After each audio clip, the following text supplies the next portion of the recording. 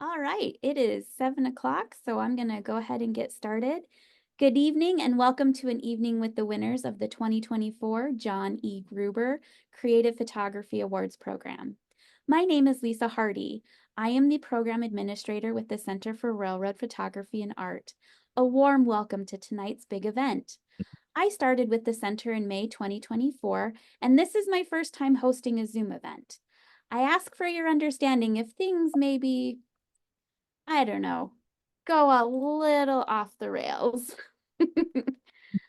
I've done everything I can think of to carefully prepare, but if something goes wrong, please know I am still learning and deeply appreciate your understanding.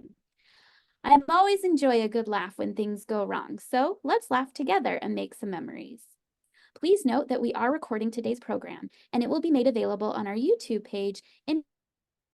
You can check out more of our packs on YouTube at youtube.com/relphotoart. Due to scheduling complexities, we will only be joined live by 4 of the winners, and 1 winner will be interviewed in a pre-recorded interview. The theme for the 2024 award program was Conveyance. This year's theme explored the idea of conveyance as it applies to all aspects of railroading. From the beginning of time, humans have devised conveyance mechanisms to move themselves and goods from one place to another. I hope you enjoy the winning images as much as we did. It is going to be illuminating to hear about the thought processes and intentions that went into the creation of these photographs. Before we get into our interviews, I'd like to run through some quick housekeeping information and briefly introduce the Center for Railroad Photography and Art. As a reminder, we use Zoom webinar for our presentations. This means that audience members do not have access to their personal audio or camera during the event. You can change how you view the presentation in the top right corner of your Zoom screen under the icon View. At the bottom of your Zoom screen, you'll see a number of other icons. Please use the chat function for any comments you may have during the presentation. By selecting everyone, you will ensure that the rest of the audience can see your comment. Please use the Q&A section or icon to submit any questions. Following the main presentation, we will be hosting a Q&A session. If you have a question at any point during today's presentation, make sure you post in the Q&A, not the chat, to ensure that we can see it. Thank you as always to all of our regular viewers for turning in tonight, and welcome to any first-time viewers. The Center for Railroad Photography and Art is a membership-supported organization with a mission to preserve and present significant images of railroading. We accomplish our mission through several core programs. We offer a monthly online programming series, and these cover a wide range of topics in the world of railroading. We promote these programs through e-blasts and on social media, so make sure to follow us on all our platforms at RailPhotoArt. All of our online programs are free, and most are available to stream on our YouTube channel. This evening's presentation will be posted in about 2 weeks. Our next program will be a deep dive into the Richard Steinheimer collection. To learn more about these programs and other events, you can go to our website, www.railphoto-art.org/events. Our largest in-person event is our annual Conversations Conference, which usually takes place at Lake Forest College in Lake Forest, Illinois. I had the great opportunity to attend the 2024 conference, and I can tell you it is a wonderful time for all. We are currently planning our 2025 conference, and we'll be announcing more details about that this fall. To learn more about the conference, please visit our website at railphoto-art.org/conversations-2025.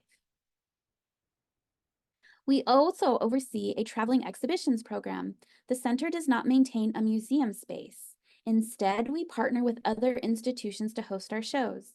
Currently, we have 5 exhibitions on display and 3 more available for online viewing, which you can check out at our website at www.railphoto-art.org/exhibits.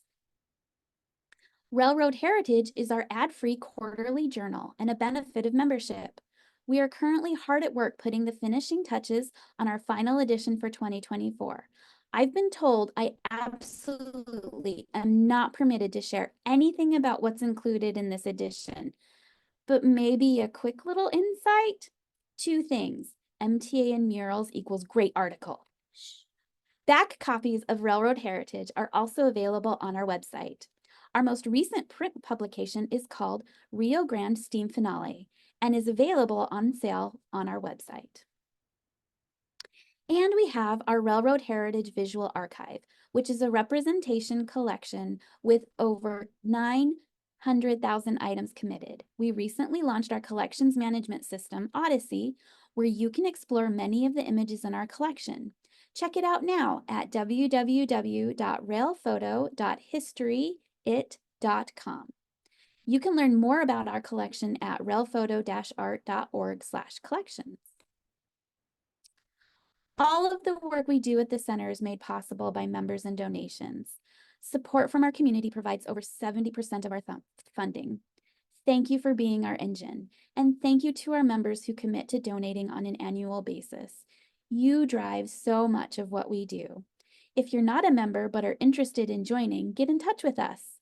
Membership includes access to our quarterly members-only presentations, discounts on our annual conference, and 4 issues of our journal, Railroad Heritage. You can learn more and join us by visiting at our website, www.railphoto-art.org.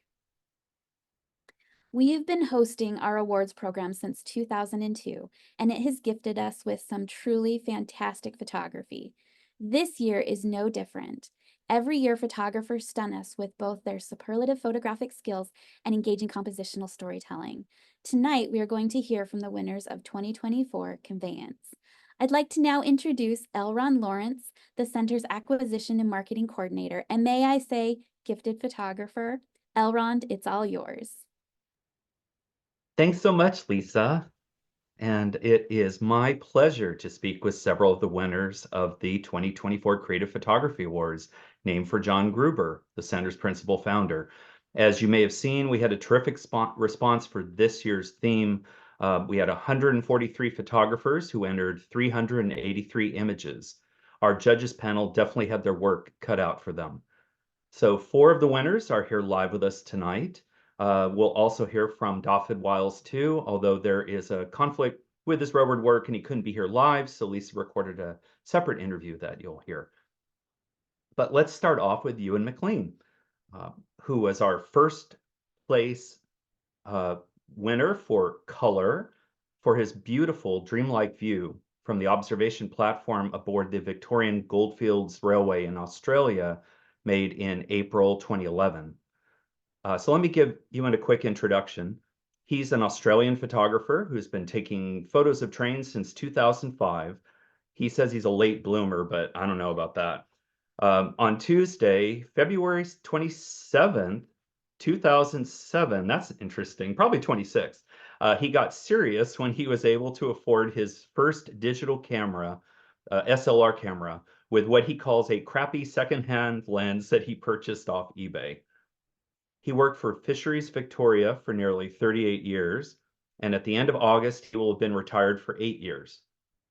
When not taking photos of trains, he enjoys spending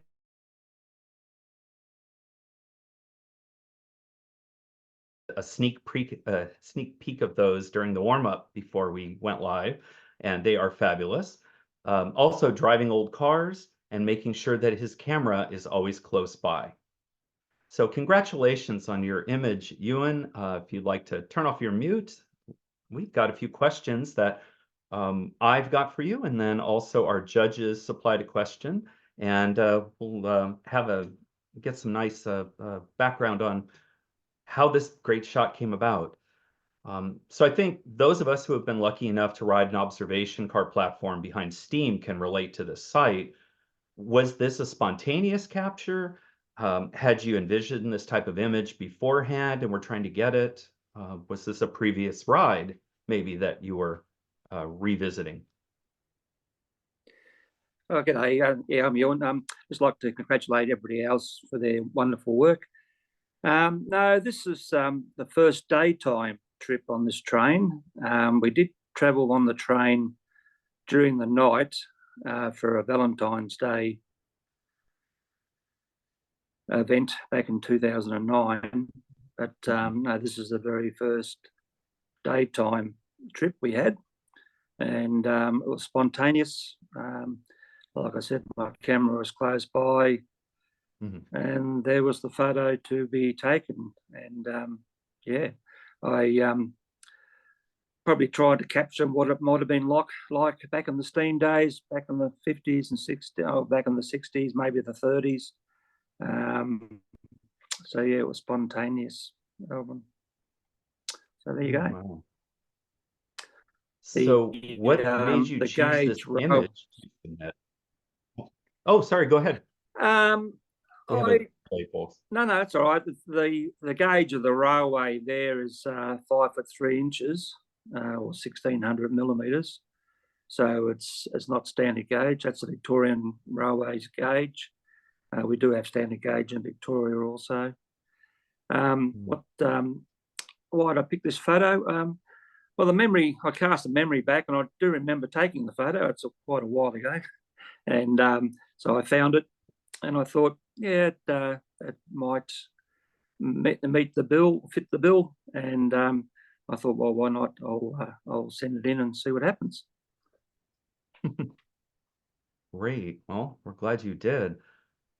It's interesting that there isn't actually a train visible in this image, since obviously you're riding it, but the image is completely driven by its presence. Is that part of your photographic style? If you have a style per se, or what are the kinds of pictures that bring you happiness? I go out on all days, rain, hail, or shine. I find each day is a new challenge. And what I try to do is capture the moment of the present day history. And I've been doing that all the way through. I take a photo of whatever comes by. Some people won't do that. They won't take a particular train, but I take them all. Because maybe 50 years' time, people may look at my photos, they may not, and think, oh, Dad, can you, and Dad might remember that train. And his grandchild or his child might ask the question, because I look at other people's photos from a long time ago and just marvel at what they achieved during their time taking train photos or photography.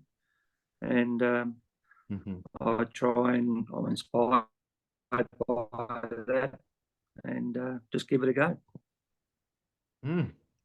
Great. Are there any other photos in your head right now that you've been thinking of getting out to try to get? Any goals or specific trains that you're on the hunt for right now? Well, over here in Australia, we're still blessed with streamliners or bulldogs. I don't know what you call them, but they're running on everyday occurrence over here still, which is unique.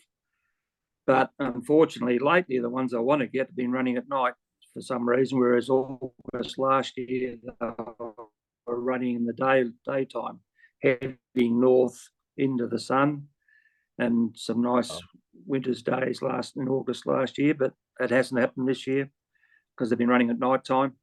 It did leave Melbourne on Monday about 2 in the afternoon, but it didn't have a bulldog on the front. But I chased that for a couple of shots. Reservation groups are allowed to run on the main line, but this one here is a branch line which they just run from Malden to Castlemaine, about 17 k's, about 10.5 miles. But yeah, some of the preservation groups over here can run their trains on the main line, whether it be broad gauge or standard gauge. Wow. So yeah, very, very lucky. Yeah, you are. To have that as an everyday occurrence. It's definitely not something we have in the States. No. So yeah, so the old bulldogs are still earning $1. Some of them, the last ones were built in 72, and they're 3,000 horsepower CL ones with the Commonwealth Railways over in South Australia. But private companies own them now. So they're still running around. So that's good. And 421 classes, Victorian Railways B class, double ended, they're still about the place too. So it's all good. All right. Sounds pretty heavenly. Any Mm. last thoughts from you on photography, or how's it feel to land the first place prize in color? Still very surreal, let me tell you. Yeah, I couldn't believe it. Probably still can't believe it. But photography, yeah, it's a personal thing. I just go out there and try and adapt to the conditions and whatever the day presents. And like I said, I go out rain, hail, shine, cloudy, shoot wrong side, shoot black and white. Yeah, just get out there and enjoy it for yourself. I enjoy the friendship beside the permanent way, the people you meet. And I've got a couple of friends from America that I've met over the time. And one of them's coming back out in October, so I'm looking forward to seeing him again. And yeah, it's all been good. All right. Sounds great. Well, I hope we get a chance to get out there and see some of those trains one of these days. Yeah, most welcome. Come out and I'll take you around. All right. It's a deal. Thanks so Yeah. much. Thank you. Okay, well, let's jump on to our second first place winner. And if I could have you mute, Ewan, and I'll just do a quick little introduction for Dafydd Whyles. He was our first prize black and white winner. And I'll do a quick introduction, and then we'll run the interview the short interview he did with Lisa. So Dafydd is 55, and he's been a rail enthusiast all his life. Traditional semaphore signaling has been a particular interest, and he's had 2 books published on signal boxes in the UK. For the last 28 years, he's worked as a signalman, working manual lever frame signal boxes around the Midlands of the UK. The past 20 years have been spent at Gainsborough Trent Junction in Lincolnshire, as featured in the summer 2022 issue of Railroad Heritage. Before joining the railway, he trained with the London Evening Standard on a scheme to learn all aspects of film photography and developing and printing. Although he dabbled with digital photography, he went back to purely film photography for the vast majority of his work, particularly black and white. His partner Dorothy also has a career in signaling. She retired a few years ago when the line she worked on was re-signaled, and he is taking early retirement next month, and they plan to travel the country in search of atmospheric railway photo opportunities. So Lisa, let's play the video of your interview with Dafydd. We're so excited to have you here tonight, and congratulations on your first place win. Do you carry a camera in your everyday life and look for moments as they unfold, as in this image? Or was this image one that you've been planning to make at this specific location with a story already in mind? Well, I don't carry a camera all the time, but around the railways, definitely, always around the railway. That particular shot, I was looking for a different picture entirely.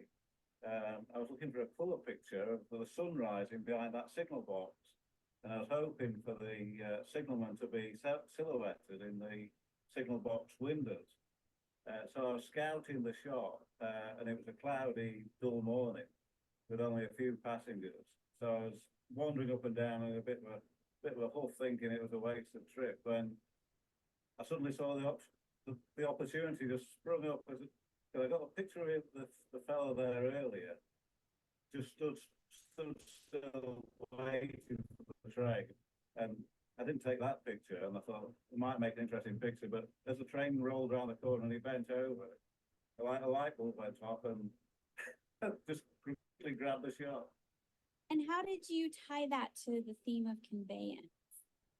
But Conveyance is sadly the late great John Free, street photographer, did a series on the tramps in an LA freight yard, and he had a saying in there about the train carries the man and the man carries the load, and that just struck in my mind when the competition came up. I had that picture sort of as a possible to enter.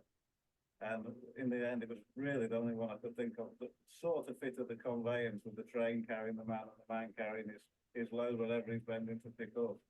and it sort of fitted in my mind to enter. That's wonderful. Thank you. And then what is it about photography in general that you think makes such great avenue for storytelling, like you talked about? It captures a moment in time, I think. Little fleeting things that you would miss, and you don't notice. It can isolate just a one fraction of a second. It can capture just something that will make you really resonate with people. And I think black and white in particular that's always been a passion of mine. Black and white strips away the colour, and it colour's a distraction. I think if colour's not the story in the picture, it distracts from what's going on. It leaves breathing space for you to think about the picture and see what's going on, rather than be dazzled by the pictures, by the colour. Yeah, I love that. Thank you. Well, thank you for your time today. And once again, biggest congratulations. And we hope to see you submit more in the future. Well, great. Thank you. Yeah. My pleasure. Thank you. Yeah.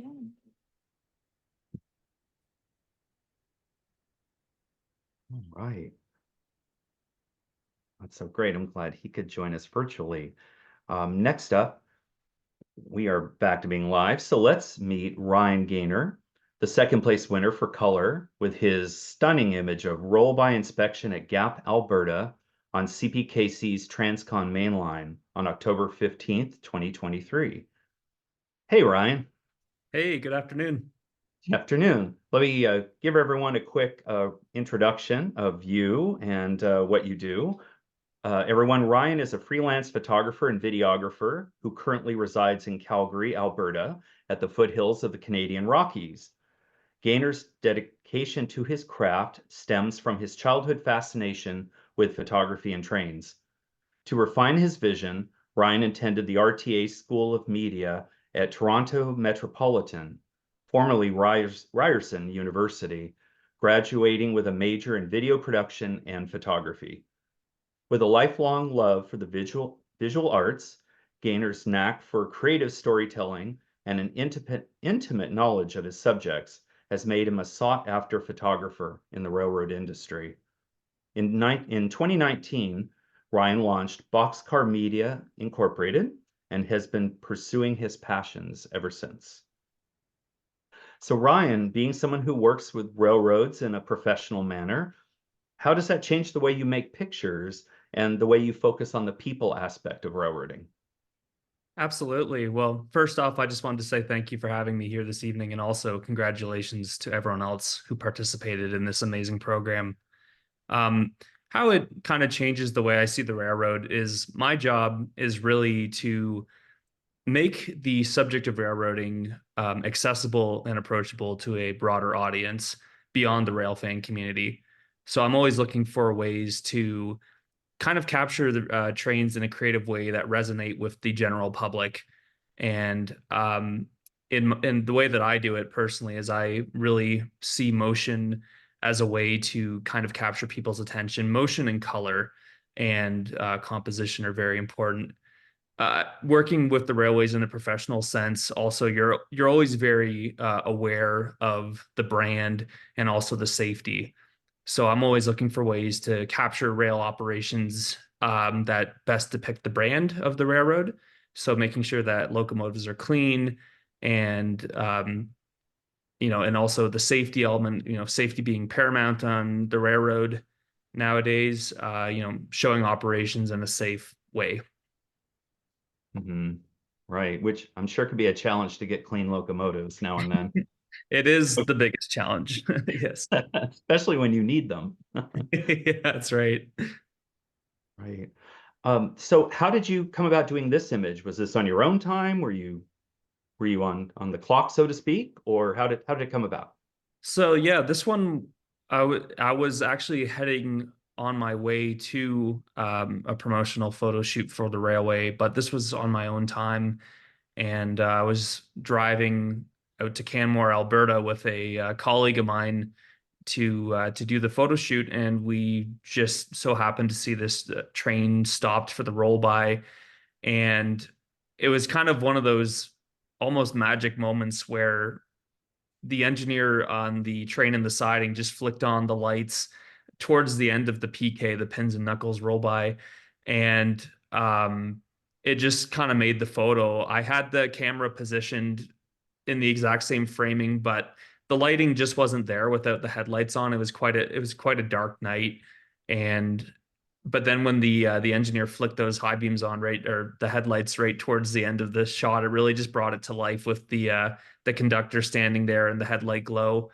One thing I wanted to note about this photo, quite a number of people have actually asked what my flash setup was for this photo, but it was actually entirely ambient light, and it wasn't even a very high ISO image, but it was shot at an aperture of f2, so it was a wide open aperture, and I think it was about 1/5 of a second exposure time, and the ISO might have been about 400 to 800 in there.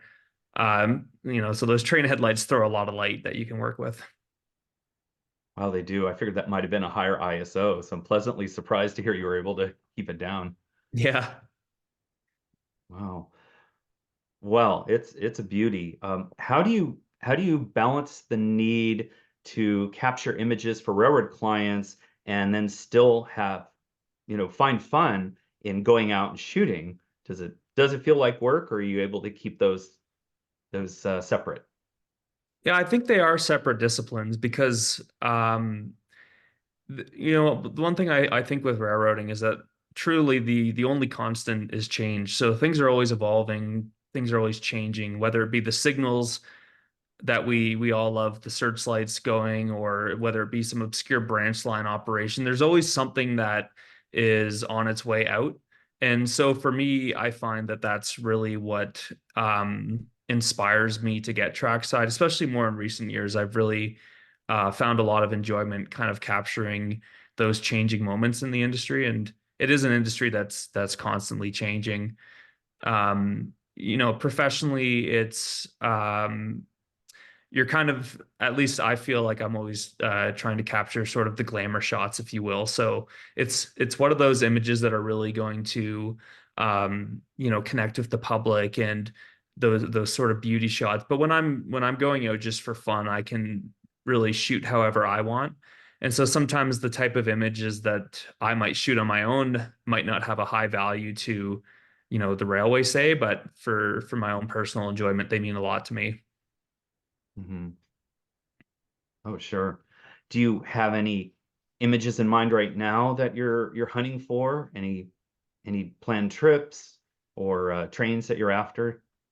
Well, Looking ahead. since moving out to Calgary about 3 months ago, I've really enjoyed having a new geography to explore. I grew up in Hamilton, Ontario, and spent a lot of time capturing the operations around there, and also Northern Ontario operations as well. But Western Canada is somewhere that for a really long time I've always wanted to kind of sink my teeth into. And now that I live out here, it's just been incredible getting to have all this scenery in my backyard. So this photo actually was taken at Gap Lake, Alberta, prior to me moving out here. Now this is an hour drive to that spot, and you don't see it at night, but there's just absolutely stunning mountain vistas surrounding this siding here. It's really spectacular. But to answer your question about photography trips, I actually just got back from 5 days down in Montana. And I think one of the things that I really latched onto down there was the BNSF Great Falls subdivision, because it's very much modern day class one branch line railroading, all jointed rail, and there's spectacular badland scenery and trestles. And again, it's kind of more of those off the beaten path type operations that I'm drawn to. So I would like to spend a lot more time down in Montana capturing the branch lines. Oh, that sounds great. Well, I have to ask you, when I was in Montana, I was warned to make sure that I was not in bear territory, or at least make myself vulnerable in bear territory. Is that something you were thinking about when you were making this picture? And to be honest, that's a great question because I do carry bear spray on me at all times when I'm out. And you do have to make the occasional bear call. I'll spare you guys from the recreation live here this evening, but But it is a good idea to make some noise when you're trackside in the bush, because yeah, we do have grizzlies, we've got cougars, there's all sorts of animals out there, and I wouldn't say we've got it as bad as our friends in Australia. We don't have the snakes and some of those things, but Oh, you just gotta have your wits about you out there. right, right. Oh, should have asked about that before. Well, I guess one question that, since we generally were asking everyone, is what made you think of this when you saw the theme of conveyance? Yeah, I think for me, this image spoke to that theme just because it was drawing the personal connection with the railway and the train going somewhere. So for me, it was kind of a way to fuse those different elements together. And I would say this is probably one of my top 5 favorite photos that I've taken in the last couple of years. Um, and I think it kind of became a natural choice to go with that one. But I will say that when I was younger, I had the absolute pleasure of traveling with John Gruber himself, and he really instilled the importance of always photographing people at any opportunity.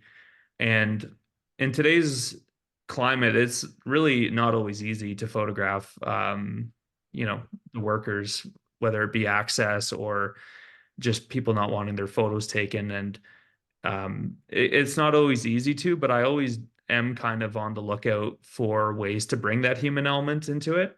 And I thought, given that this contest is in honor of John, I was really thinking about John when I submitted this one. Um, I will say just one personal thing quickly about John, that he said the greatest photo you can capture of a person is when they're making eye contact with the camera. And I've never been able to shake that feedback from my mind. Is that although this one, obviously you don't see his face, it really is true that it makes a striking image when the subject is looking directly into the camera and there's kind of breaking that fourth wall, so to speak. So a lot of the lessons John taught with his own work and just the feedback he gave me, I've really held on to over the years and tried to bring those into my own work. Oh, that's wonderful. Wow. I'm sure John would be very proud. Thanks so much, Ryan. Well, let's move on, and congratulations again. Well, thank you very much, Elrond. Appreciate that. Let's talk to James. James, are you there? Hey, James. Let's meet James Duval. He's our second place winner for Black and White, with his elegant view of bridges, trains, and water on August 31st, 2018. And I love how you describe this composition's structural angularity. That pretty much is a great way to describe that. So, sure, let me introduce you to the audience. James is from Richmond, Virginia, where he resides with his girlfriend, dog, and cat, and their first baby on the way. Congratulations for that, too. He has been fascinated with both the railroad and photography his entire life. He has many fond memories of being along the tracks and also model railroading with his dad and his grandfathers, who instilled the passion in him. His mother and his grandmothers were wonderful artists and nature enthusiasts, which fueled his passion for photography. Well, what a combination. First of all, you grew up with some pretty great family to take you to this place. I did. I'm very blessed to have had that. Great. One thing that I noticed when I was putting together my notes for tonight is that in our announcement, we never said where this actually is. So can you give us a little description where we are in this picture? This is actually in a park in Columbia, South Carolina. That is the Congaree River. And I believe I was facing southeast when I took this photo, if I remember correctly. Oh, okay.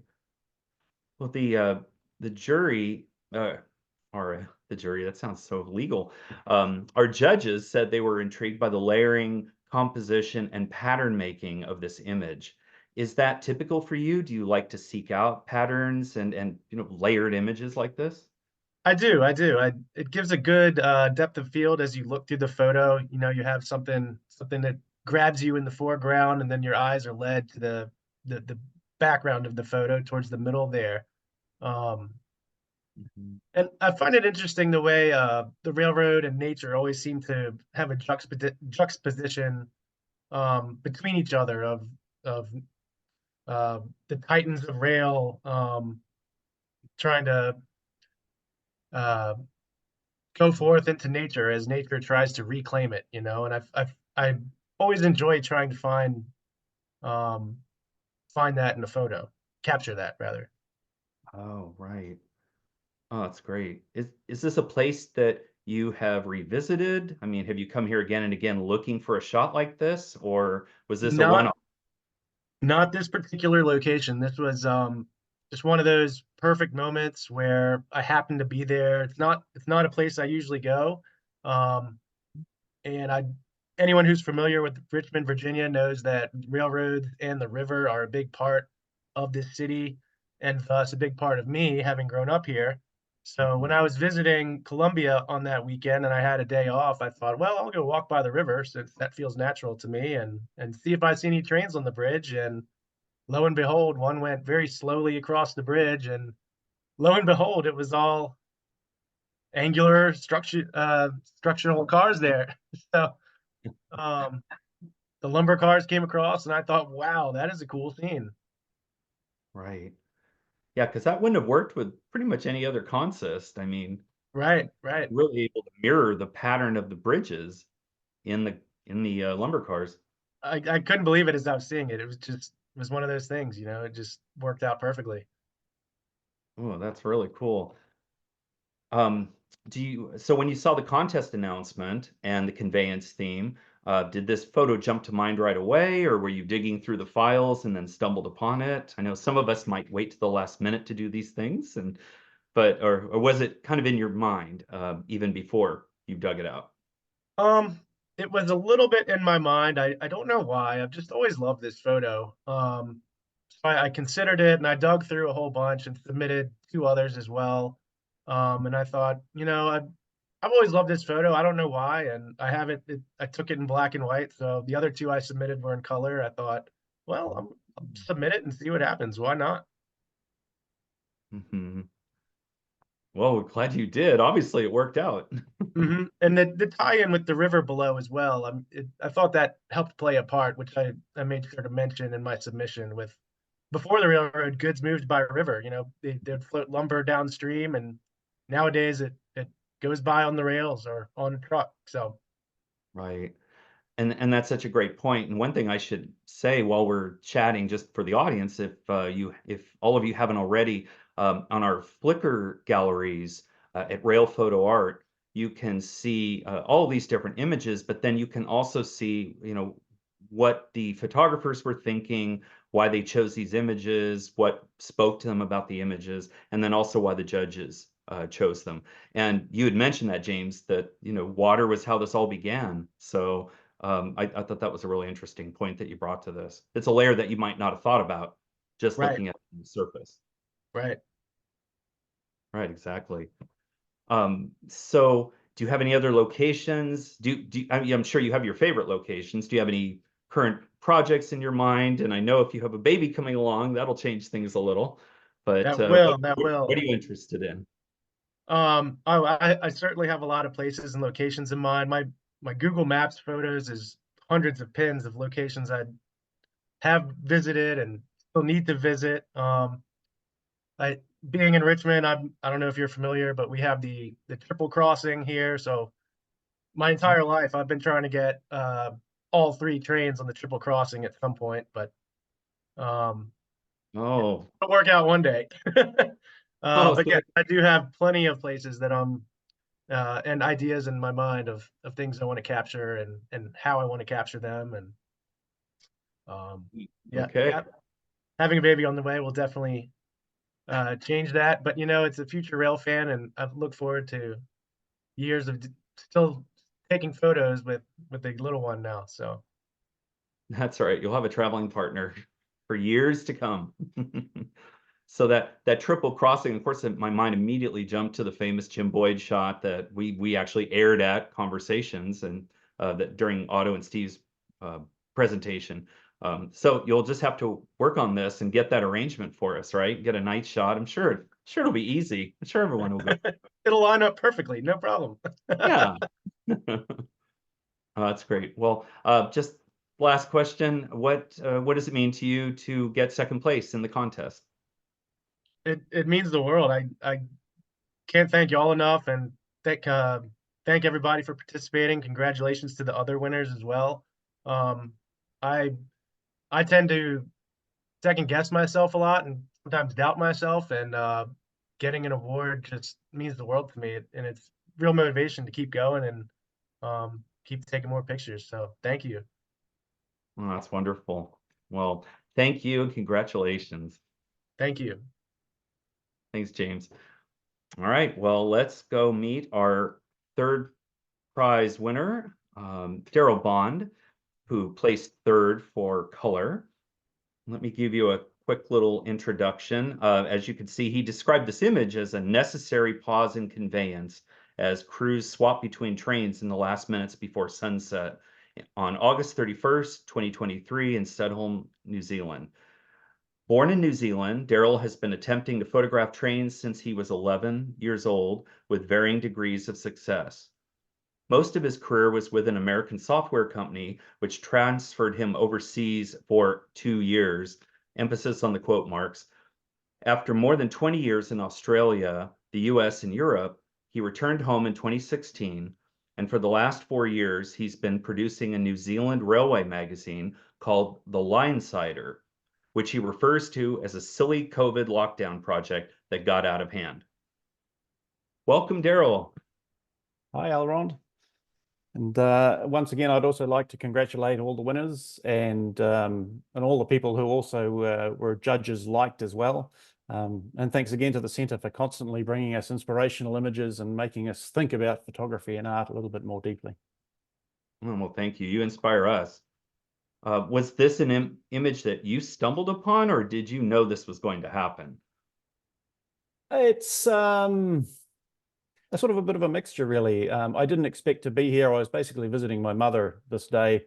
I was late. I didn't think I would catch the train in time. It went further than I expected for this crossing. The sun was going down, and I didn't even get a chance to drive down the side road. I had to fly the drone, basically start the drone up before I even parked the car, and took off and got here just in time. And of course, as I approached here, I hadn't really expected this to be what I saw. I thought the foreground would be covered in sun, and I thought I'd have some lovely long shadows behind the locos, which I like, late afternoon shot like that. But it didn't work out that way. But very often you find some of my favorite photographs anyway are when sort of a curveball's thrown your way and you're forced to think a little bit differently and go, well, that's actually could even be better. So I went up higher than I would have normally, to just basically catch the sunlight just catching the side of the track and the locomotives there. And yeah, I guess it was lucky the way the locomotives stopped, because normally they'd be closer together and probably in shadow. And sort of the icing on the cake was the crew in the middle there, which is, again, I didn't expect them to be visible or perfectly positioned like that. Yeah, really, you could almost think this was staged, as the Yes. way just arranged so perfectly. But I know what you mean. Those happy accidents sometimes are way better than what you ever thought you were going to get. Yes, indeed. And the other thing that makes this a little bit special for me is that I grew up in a town about 5 miles from here. So this was the closest railway to this town. So we used to, when we were kids, we used to bike out to Studholme on our bikes. It was about 5 miles away, and we would see 2 express passenger trains and 4 freight trains. And there was a lot of, it was a really interesting little station for a place that had 3 houses and a little bit of a factory. You know, it used to be a junction for a branch line. So there was a teardrop shaped island platform. It was a manned station. There was coal wagons would be dropped off for bagging coal. There might be a new car arriving on a flat wagon. There was a little wagon turntable, so you could put a little 15-foot wheelbase 4-wheel wagon on that and turn it 90 degrees and push it into a seed store. We used to get a lot of strawberries going out in summertime, so they went out in these ventilated white box wagons, and they always used to put them in front of the caboose or the guard's van, so that the guard could enjoy the smell on the way north. So it's a place that's sort of special to me. And often in the afternoons there would be 2 freight trains crossing here. They'd be pulled out of the way to let the express passenger train go by. So us 12-year-old kids would be sent off by the station agent over to the country pub, which was just right next door, to retrieve the train crews when the passenger train was coming. So it was a very different era.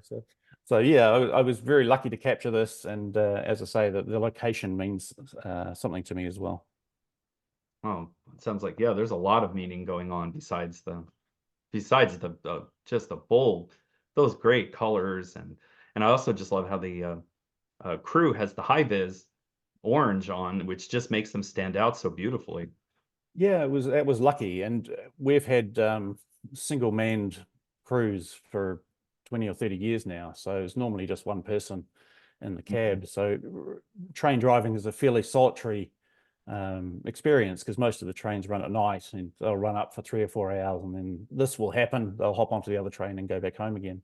So to be able to capture that is quite neat. And just this time there happened to be a trainee on one of the trains, and our local shunter had gone for a ride as well, so they all set up in a very nice diamond right in the middle of the light there, so it was really unexpected.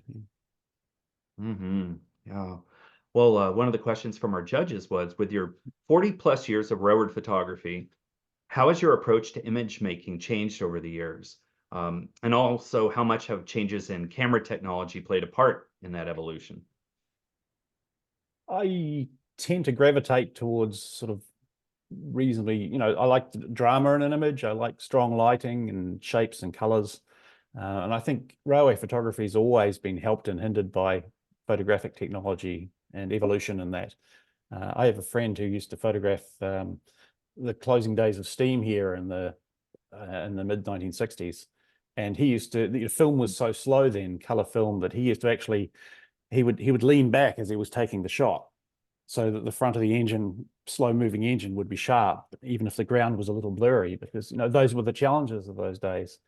Right. It's a big change from today. And then you think about perhaps peak Steinheimer, and there were a lot of photographers around the 70s and 80s. Steve Schmollinger was another one who the big long lenses became available, and were able to dramatically compress those Western landscapes and show things a little bit differently.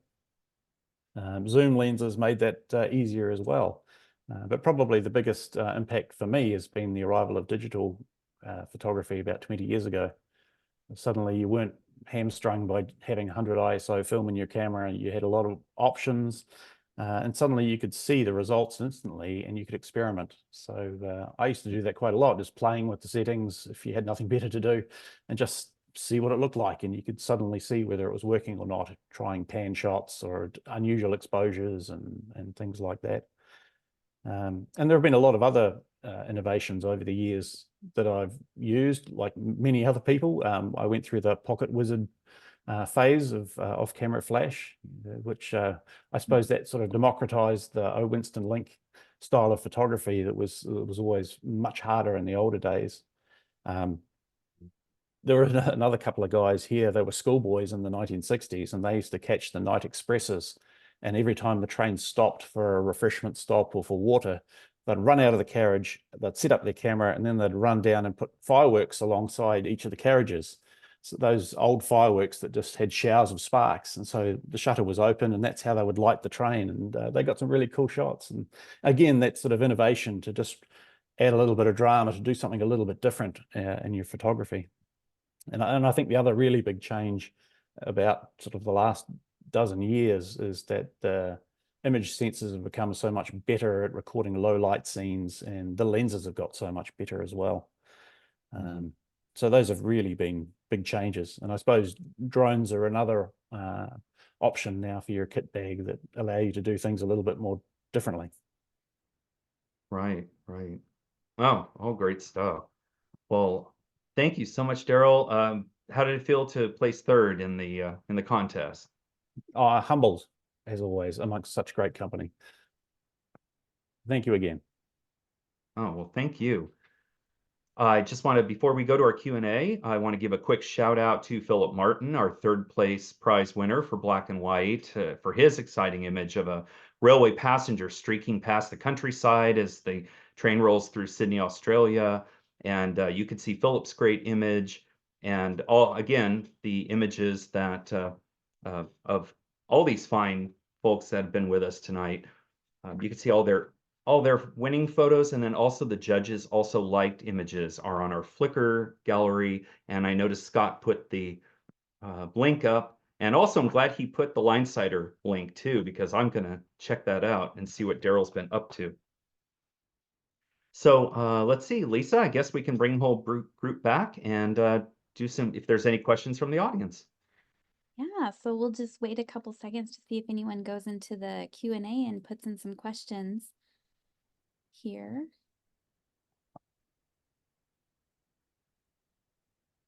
It looks like Jonathan is asking, when you're looking for opportunities to make interesting railroad pictures, what are the types of compositions and elements that everyone favors?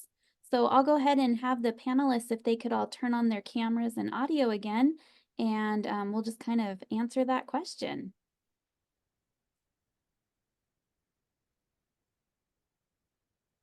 Anybody want to go first? Who's going to volunteer? And I know we've covered some of that today, but I know bold images, bold colors, shapes, patterns. What would you guys say are your favorites? Or is it more about the mood? I think for me personally, it's about the mood. I think I do a lot of scenery railroad stuff, but I've taken some cool photos here in Virginia of Norfolk and Western 611 with like children just looking up at it in amazement. It just depends on the situation you're in, I think. Mm-hmm. Ewan, what would you say? Do you have any thoughts on that? I'm in the same area. I just yeah, I like lights are very important, of course, but I've shot wrong side. If that's what you got to do, that's what you got to do. So yeah, like I said, I just try and capture the moment, the historical moment of the time, and whether, like I said, whether it's rain, hail, or shine. Yesterday I was out and it was raining, and there was a preservation group coming down from Albury on the main line. Okay, you just adjust the camera settings and away you go. Well, I have a quick question for all of you. What do you always have with you in your camera bag? My camera. A lens cloth. Aha. I have a lens cloth and a little puffer that gets the dust off the lens, and no snake bite kit over here. Although I have come across we call them grass eels, come across a few of them over here in the time, but yeah, they're just as scarce. You got to be careful. Oh, good, Ewan. I'm glad you brought up the snakes. Snakes, yeah, you do come across them. Yeah, you just got to be aware of what's around you, not just focus on the train, which is very easy to do. Mm-hmm. Great, thank you. I always have a cell phone with one of those sun calculator things, so you can see where the what angle the sun's going to be at in 20 minutes time. Go to the right place on the curve. Very nice. Is that the photographer's ephemeris, or is it something different? There's several different ones that I've got. There's a sun calc and focal wear for my phone, which has different elevations and things. And I suppose they're all doing kind of the same thing. Help you tell where the sun's going to be at what time. We are very I'll answer Jonathan's question there. Was just thinking on that a little bit.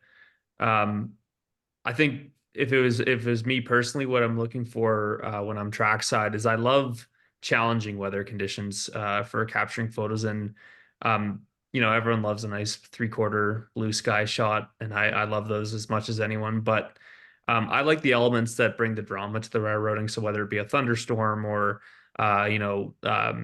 golden hour or storm light, I think those are more of the opportunities that I seek out. And of course, landscapes when you get a bit of an elevation, so you're slightly above the train, or any curvature kind of track, I find that those are more of the scenes that I would gravitate towards.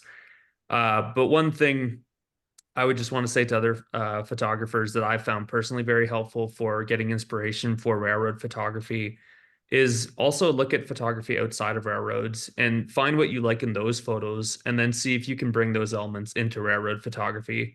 I find personally for a lot of my favorite photos, I've actually sourced inspiration from whether, different types of photography, but compositionally they maybe do something that I can transfer that over to railroads, and then it kind of just creates a bit more of a unique look that way. Yeah. Fantastic. Nice. I do see one more question. Oh, Timothy Johnson. Hey, Tim. He says to the group, all of your photos were very atmospheric. So were you aware of that when you took the photos? I'm sure he's thinking, like, did that inspire you even a little bit more? Is that, as far as to, noticing that this moment is beginning to happen, or was it just boom? With my photo, I was sitting in the Tambo before we left Malden, and we hit the rails in 1919 and was condemned in 74. But inside it was a sleeping carriage for the Victorian government railways and the South Australian government railways on the overland, which ran between Melbourne, the capital city Victoria, and Adelaide, the capital city of South Australia. And the wicket cane chairs, and around the walls were the old mono photos of all the tourist attractions you could go to by train. So I was in the mood then, just sitting back looking at all these old photos. And then when we went through the box ironbark forest, there was the photo to be taken with the sun shining through the smoke. So there you have it. So it was atmospheric, but it was capturing the moment. Yeah, it's got all kinds of mood, let me tell you. Yeah, it was. Yeah, like I said, it's just you stand there and it's what you see, and try and capture it. Yeah, great advice. Always be watching for that magic. Yeah, that's something I've done when I've been taking like photography. You're driving around, you're still watching the road, but you'd have to wander off. No, that's a nice shot, or whatever it is. Because when you're waiting for a train, you're doing other photography: birds, trees, shadows, ants, spiders, or whatever you to fill the time in. So yeah. Oh, I think that's a really key thing, to look around you, not just looking at the train and the tracks. See what inspires you about different locations. And I often find, especially if you're traveling to a place that's not your local spot, you see different things. You see trees are different, mountains are different, rivers are different. There's fog somewhere. It looks like there's a storm coming.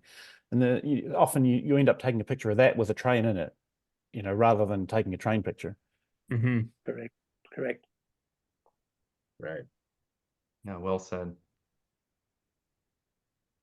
All right. Well, we are getting close to wrap up time. I just wanted to thank everybody again for your time, and big congratulations for your win. Thank you again for your inspiring answers to your questions. And I hope that everybody, after hearing this, grabs their camera and gets ready for next year for our Johnny Gruber Awards program. So thank you again. We're very, very happy to have had all of you here. Quick reminder to everybody that this event or this program is being recorded, and we will have it available on YouTube in about 2 weeks. Please visit us on our website for any information. That can be at www.railphoto.com. art.org. There we go.